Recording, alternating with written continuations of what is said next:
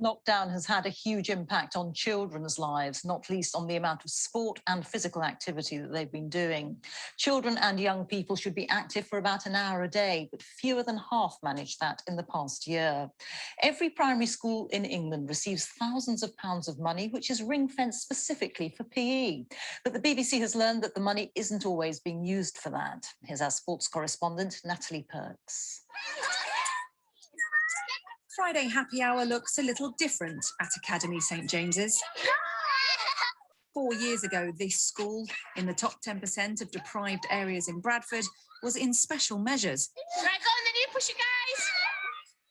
But since staff focused more on PE, things have changed. Our attainment's gone up from 27% to 64% combined in 2 years. We believe that investing in pupils in terms of their social and emotional well-being is paramount to make sure these children continue to learn. For us, it makes absolute sense. They've used annual ring-fenced government cash well, but 1 in 3 children leaves primary school with obesity. It seems good PE experience is a lottery.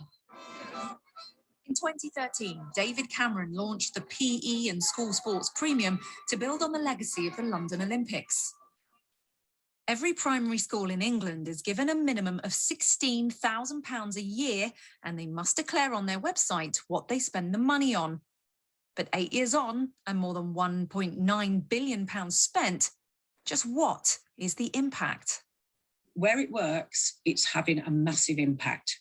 Where it isn't working is where money is not used in PE, sport or physical activity, where it's swept into a great hole.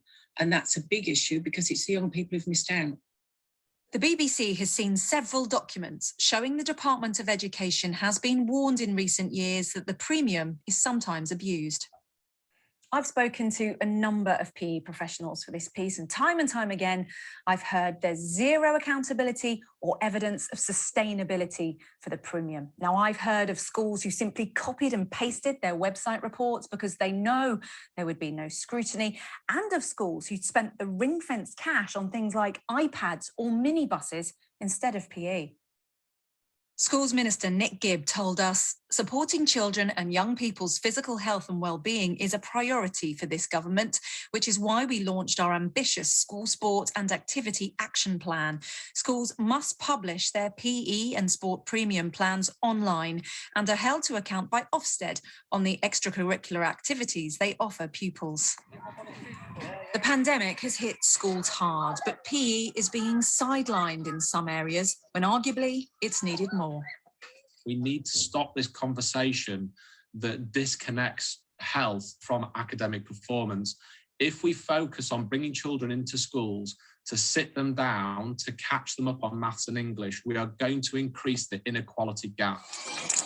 Some schools are getting it right, but for too many, PE is a puzzle yet to be solved. Natalie Pirks, BBC News, Bradford.